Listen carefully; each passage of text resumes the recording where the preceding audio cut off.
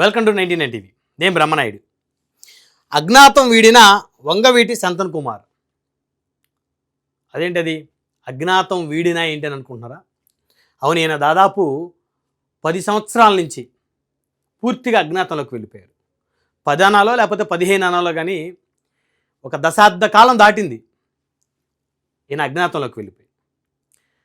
వంగవీటి మోహన్ రంగా గారి సోదరుడు వంగవీటి శోభనాచలపతిరావు గారు, మాజీ ఎమ్మెల్యే, ఉయ్యూరు నియోజకవర్గం నుంచి.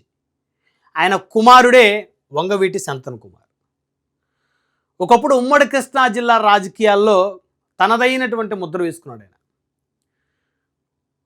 వాళ్ళ బాబాయ్ వంగవీటి మోహన్ రంగా గారు జీవించి ఉన్నప్పుడు, ఆయన మరణం తర్వాత, వాళ్ళ తండ్రి గారు ఎమ్మెల్యే అయిన తర్వాత మరి కాంగ్రెస్ పార్టీలో తనదైనటువంటి ముద్ర వేసుకున్నాడు ఉమ్మడి కృష్ణా జిల్లాలో. రాధారంగా మిత్రమండలి, శ్రీ రాధారంగా మిత్రమండలి స్థాపించి ఆంధ్రప్రదేశ్ రాష్ట్రంలోని 175 నియోజకవర్గాలు పర్యటన చేశారు. అంటే ఈయన శ్రీ రాధారంగా మిత్రమండలి స్థాపించినప్పుడు ఆ సమయంలో ఉమ్మడి ఆంధ్రప్రదేశ్, దాదాపు తెలంగాణ జిల్లాల్లో కూడా అనేక నియోజకవర్గాలు పర్యటన చేశారు. అలాంటి వంగవీటి సంతన్ కుమార్, వంగవీటి మోహన్ రంగా గారి మరణం తర్వాత ఆ కుటుంబంలో ఒక పవర్ఫుల్ పర్సన్గా ఆయన ఎదిగారు. ఆయన పేరు చెప్తే ఉమ్మడి కృష్ణా జిల్లాలో ప్రత్యర్థులకి హడల్. అలాంటి వంగవీటి సంతన్ కుమార్ దశాబ్ద కాలం పాటు మౌనంగా ఉండిపోయారు. రాజకీయం కలిసి రాలేదు. ఎమ్మెల్యేగా అసెంబ్లీలో అడుగు పెట్టాలనుకున్నటువంటి తన కలగానే మిగిలిపోయింది. తన తండ్రి ఎమ్మెల్యేగా ఉన్నప్పుడు, తన బాబాయ్ ఎమ్మెల్యేగా ఉన్నప్పుడు ఉమ్మడి కృష్ణా జిల్లాలో చాలా యాక్టివ్గా ఉండేవారు. 2 సార్లు ఆయన మీద హత్యాయత్నం జరిగింది. ఆయన శరీరంలోకి 3 బుల్లెట్లు దూసుకెళ్ళాయి. ఇక సంతన్ కుమార్ లేడేమో అనుకున్న పరిస్థితి నుంచి ఆయన బయటపడ్డాడు.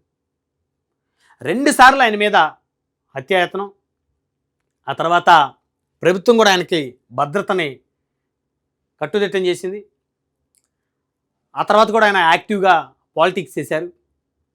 ప్రజారాజ్యం పార్టీలో సీట్ ఆశించారు. అయితే అప్పటికే తన సోదరుడు, అంటే తన బాబాయ్ కుమారుడు, వంగవీటి మోహన్ రంగా గారి కుమారుడు రాధాకృష్ణ గారు 2004లో కాంగ్రెస్ పార్టీ నుంచి ఎమ్మెల్యేగా గెలిచారు. 2009లో ప్రజారాజ్యం పార్టీలో చేరారు ఆయన. 2009 ప్రజారాజ్యం పార్టీ తరపు నుంచి విజయవాడ సెంట్రల్ సీటుకి ఆయన పోటీ చేసి 800 అతి తక్కువ ఓట్లతో ఓడిపోయారు. మరి అప్పుడు వంగవీటి సంతన్ కుమార్ ప్రజారాజ్యంలో చేరాలనుకున్నారు. ప్రజారాజ్యం సీటు ఆశించారు. అయితే కుటుంబంలో ఇద్దరికి సీట్లు ఇవ్వటం అనేది ఆ రోజు ప్రజారాజ్యం పార్టీలో కాస్త కష్టమైన పరిస్థితి. అయితే రంగా గారి కుమారుడిగా రాధా గారికే చిరంజీవి గారు అవకాశం ఇచ్చారు.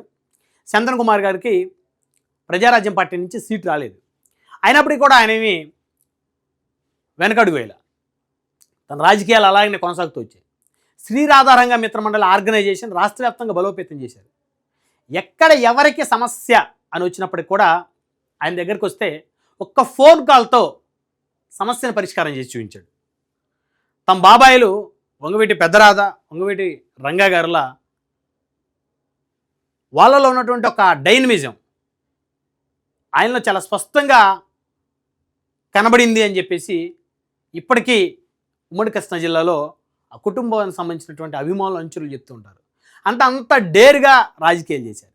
ఆ తర్వాత అనేకమైనటువంటి ఆరోపణలు ఎదుర్కొన్నారు. వంగవీటి మోహన్ రంగా గారి హత్య కేసులో ముద్దాయిలుగా ఉన్నటువంటి కొంతమంది వ్యక్తులకి సంబంధించి వారిని చంపటంలో ఈయన పాత్ర ఉంది అనేటువంటి ఆరోపణలు ఆయన ఎదుర్కొన్నారు. అయితే కోర్టులో ఎక్కడ కూడా ఆరోపణలు రుజువు కాలేదు. ఆ తర్వాత శ్రీ రాధారంగా మిత్రమండలి ద్వారా ఆర్గనైజేషన్ బలోపేతం చేసుకుంటూ ముందుకెళ్ళారు.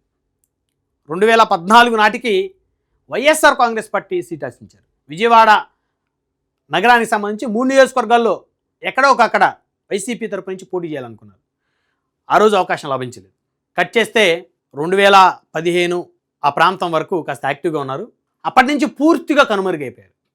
ఆర్గనైజేషన్ సంబంధించి అభిమానులు ఆశించిన స్థాయిలో ఆయన ముందుకు వెళ్ళలేదు. అంటే అప్పటి వరకు యాక్టివ్గా పాలిటిక్స్ చేసి ఒక ఫోన్ కాల్తో ఏ సెటిల్మెంట్ అయినా చేయగలిగినటువంటి ఒక ఆర్గనైజేషన్ని ఏర్పాటు చేసుకొని సామాన్య ప్రజలకి అండదండగా ఉన్నటువంటి సంతన్ కుమార్ ఇప్పటికీ ఉమ్మడి కృష్ణా జిల్లాలో శంతన్ బాబాయ్ అని పిలుచుకుంటారు. అతను సినీ నటుడు శ్రీహరి గారికి అత్యంత సన్నిహితుడు. అంటే వంగవీటి మోహన్ రంగా గారి సపోర్ట్ తోటి శ్రీహరి గారు సినిమాల్లోకి రావటం, దాసరి నారాయణ గారికి శ్రీహరి గారిని రంగా గారు పరిచయం చేయటం, దాసరి నారాయణ గారు రియల్ స్టార్ శ్రీహరి గారికి అవకాశం ఇవ్వటం, ఆ ఎపిసోడ్ అందరికీ తెలిసింది, ఆ తరం వ్యక్తులందరికీ. సో కాబట్టే వాళ్ళిద్దరు కూడా అంత మంచి సాన్నిహిత్యం ఉంది. ఆ స్థాయిలో ఆయన రాజకీయాలు కూడా చేశారు. ఒకానొక సమయంలో ఉమ్మడి కృష్ణా జిల్లాలో కొంతమంది ఎమ్మెల్యేలు సమస్యలు కూడా ఈయన పరిష్కారం చూపారు. అంత బలమైనటువంటి ఓ శక్తిగా ఎదిగినటువంటి వంగవీటి శంతన్ కుమార్ 10 ఏళ్ల పాటు అజ్ఞాతంలోకి వెళ్ళిపోయారని చెప్పాలి. ఎక్కడో పిలిస్తే 1, 2 అడపాదడప కార్యక్రమాలకు అటెండ్ అవ్వటం, రంగా గారి జయంతి వర్ధంతి కార్యక్రమాలకి అలా కనిపించి అలా వెళ్ళిపోవటం. 10 సంవత్సరాల నుంచి ఆ కుటుంబానికి చెందినటువంటి అభిమానులు వారి ఘోష చెప్పుకునేది కాదు. ఈరోజు బెజవాడ నగరంలో చూస్తే దేవినేని వంగవీటి 2 కుటుంబాలను కనుక క్లియర్గా అబ్జర్వ్ చేస్తే, ఆ 2 కుటుంబాలకు సంబంధించినటువంటి సన్నిహితులు అనుచరులను కనుక అబ్జర్వ్ చేస్తే, దేవినేని కుటుంబానికి చెందినటువంటి అనుచరులు కోట్ల రూపాయలకు పడగలెత్తారు. ఈరోజు దేవినేని నెహ్రూ గారు, ఆయన కుమారుడు అవినాష్ గారు కోట్ల రూపాయలు ఆస్తులు వారికి ఉన్నటువంటి పరిస్థితి. మరి వంగవీటి కుటుంబం పరిస్థితి ఆర్థికంగా అది కాదు. మరి వారి అనుచరులుగా, సహచరులుగా వారి వెంట నడిచిన వాళ్ళు ఆర్థికంగా అత్యంత దైనందినమైనటువంటి పరిస్థితికి వెళ్ళిపోయారు. సో నమ్ముకున్న నాయకుడిని ఆ రోజున్న ప్రభుత్వంలో ఉన్నటువంటి కొంతమంది పెద్దలు కడతేర్చారనేటువంటిది ఇప్పటికీ కూడా ఉన్నటువంటి ఆరోపణ. రంగా గారి భార్య రత్నకుమార్ గారు 10 ఏళ్ళు రాజకీయం చేశారు, 10 ఏళ్ళు ఎమ్మెల్యేగా ఉన్నారు. తర్వాత రంగా గారి కుమారుడు రాధాకృష్ణ గారు 5 ఏళ్ళు మాత్రమే అధికార పార్టీ ఎమ్మెల్యేగా ఉండగలిగారు. సో అదే తరుణంలో శంతన్ గారు పెరుగుతూ వచ్చారు. వాళ్ళ నాన్నగారు ఉయ్యూరు నుంచి ప్రాతినిధ్యం వహించి అక్కడ అధికార పార్టీ ఎమ్మెల్యేగా ఆయన 5 ఏళ్ళు కొనసాగారు. అంటే ఆర్గనైజేషన్ ఒక బలం తారాస్థాయికి వెళ్తున్న తరుణంలో ఏం జరిగిందేమో తెలియదు, ఆయన అజ్ఞాతంలోకి వెళ్ళిపోయారు. అంటే ఆయనకు ఉన్నటువంటి ఇబ్బందులా, ఆర్థిక ఇబ్బందులు అనుకోవాలా, ఫ్యాక్షన్ పరంగా ఆయనకు ఉన్నటువంటి థ్రెట్ అనుకోవాలా, లేకపోతే ఇప్పుడు ఉన్నటువంటి రాజకీయాలు కమర్షియల్ పాలిటిక్స్ చేయలేక సైలెంట్ అయ్యారు అనుకోవాలా. సో ఏదైతేనే 10 ఏళ్ల పాటు, 10 ఏళ్ల పైనే కనుమరుగయ్యారు ఆయన రాజకీయాలకి. ఆర్గనైజేషన్ కూడా ఆ స్థాయిలో బలోపేతం బలంగా లేదు. ఇప్పుడు అభిమానులు, అనుచరులు ఉమ్మడి కృష్ణా జిల్లా కదా రాష్ట్ర వ్యాప్తంగా ఉన్నప్పటికీ కూడా వాళ్ళని నడిపించే నాయకుడు, బలమైన నాయకుడు లేడు ఈ రోజుకి కూడా. పెద్దరాధా రంగా గారిలో ఉన్నటువంటి ఆ డైనమిజాన్ని అందరూ ఏమో చూసుకున్నారు. ఆ స్థాయికి నేను వెళ్తాడు అనుకున్నారు, అందరికి అండగా నిలుస్తాడు అనుకున్నారు, అందరి జీవితాలు బాగుపడతాయి అనుకున్నారు, అందరినీ అందలం ఎక్కిస్తాడు అనుకున్నారు. కానీ ఏమైందో తెలియదు. 10 ఏళ్ల పాటు అజ్ఞాతంలోకి. బహుశా ఇప్పుడు వనవాసం వీడినట్లు స్పష్టంగా అర్థమవుతుంది. ఎందుకంటే నిన్న చూస్తే విజయవాడలో ఒక ప్రెస్ కాన్ఫరెన్స్ నిర్వహించి వంగవీటి మోహన్ రంగా గారి కుమార్తె ఆశా గారు మరి రంగానాడుకి పిలుపునివ్వటం, డిసెంబర్ 26, 2025 రంగానాడుకి వైజాగ్లో ఒక సభ ఏర్పాటు చేయబోతున్నాం, లక్షలాది మందికి అభిమానులు రండి పిలుపునివ్వటం. ఆ వేదిక మీద కనిపించారు ఈయన చాలా సంవత్సరాల తర్వాత మీడియా ముందుకి. ఇప్పటికీ ఈయనకు సంబంధించినటువంటి ఎలాంటి ఇన్ఫర్మేషన్ మీడియాలోనే దొరకదు. వంగవీటి శంతన్ కుమార్కి సంబంధించినటువంటి ఎలాంటి వీడియో కానీ, ఇన్ఫర్మేషన్ కానీ, ఆయన ఇంటర్వ్యూలు కానీ ఎక్కడ దొరకవు. సో నిన్న ఆయన మీడియా ముందుకు వచ్చి తన సోదరి ఆశ కిరణ్ అంటే రంగా గారి కుమార్తె, ఆవిడ నెత్తి మీద చేయబెట్టి దీవించి, ఈ కుటుంబ పెద్దగా నిన్ను దీవిస్తున్నాను తల్లి, నువ్వు ముందుకు వెళ్ళు, ముందుకు నడు, నీ వెనక మేము ఉంటాం, మా బాబాయ్ ఆశయాలు నెరవేర్చు అని చెప్పేసి అన్నారు. అంటే ఇంకా శంతన్ కుమార్ గారు యాక్టివ్ అవుతున్నారా? రంగా గారి కుమార్తె నాయకత్వాన్ని బలోపేతం చేసే క్రమంలో ఆయన కూడా ముందుకు రానున్నారా? మళ్ళీ ఆశలు చిగురించాయి ఆ కుటుంబ అభిమానులకి. ఎందుకంటే ఆ కుటుంబం దగ్గర పనిచేసిన వాళ్ళు, అనుచరులుగా, కుర్రోళ్ళుగా జెండాలు పట్టుకుని తిరిగిన వాళ్ళు ఆ కుటుంబం దగ్గర ఎమ్మెల్యేలు అయ్యారు, మంత్రులు అయ్యారు, ఎంపీలు అయ్యారు. కానీ ఆ కుటుంబాన్ని దైవంగా పూజించేటువంటి ఆ అభిమానులకు మాత్రం ఒక లోటు ఉండిపోయింది. ఆ వారసత్వం రాజకీయాల్లో, సమకాలీన రాజకీయాల్లో బలంగా లేదు, చట్టసభల్లో ఆ వారసత్వం ప్రాతినిధ్యం లేదనేటువంటి ఒక వెలితి ఉండిపోయింది.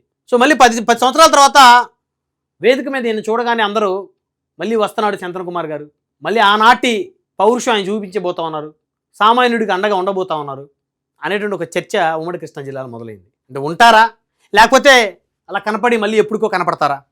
అంటే ఉంటే పూర్తిగా రాజకీయాలు చేయండి, మీ కుటుంబాన్ని నమ్ముకుని ఉన్నటువంటి లక్షలాది మంది అభిమానుల యొక్క ఆకాంక్ష నెరవేర్చండి, లేకపోతే రాజకీయాలు ఊసెత్తకుండా చివరి నిమిషం వరకు అజ్ఞాతంలోనే ఉండిపోండి అనేది చాలామంది అభిప్రాయం. సో కాబట్టి మరి అజ్ఞాతం వీడింది అనుకోవాలా, వనవాసం వీడింది అనుకోవాలా, యాక్టివ్గా మళ్ళీ పాలిటిక్స్లోకి వస్తున్నారు అనుకోవాలా, లేకపోతే కేవలం సోదరికి నైతిక మద్దతు, అంటే వెనక అన్నున్నాడు, సో ఆవిడ రాజకీయాల్లోకి రాబోతోంది, రంగా గారి కుమార్తె, ప్రత్యర్థుల మీద మళ్ళీ యుద్ధం చేసే పరిస్థితి ఉంది, చేస్తానంటుంది, ఆర్గనైజేషన్ బలోపేతం చేస్తానంటుంది, అందరిని కలుపుకొని పోతానంటుంది. కాబట్టి వెనక ఈ అన్న ఉన్నాడు అని చూసి మాట్లాడండి ఎవరైనా, చూసి ట్రీట్ చేయండి ఎవరైనా అని ఒక మెసేజ్ ఇవ్వటం కోసం ఆయన నిన్న వేదిక మీద కనిపించారు. సో ఏదైతేనేమే వంగవీటి శంతన్ కుమార్ మళ్ళీ తెర ముందుకు రావటం అనేది ఉమ్మడి కృష్ణా జిల్లా రాజకీయాల్లో ఒక కొత్త చర్చకి తెరదీసిందని చెప్పుకోవాలి. చూద్దాం మరి యాక్టివ్ పాలిటిక్స్లో యాక్టివ్గా ముందుకు సాగుతారా, అభిమానుల ఆకాంక్ష నెరవేర్చే విధంగా, లేకపోతే అలా కనపడి ఇలా మాయమైపోతారో వేచి చూడాలి.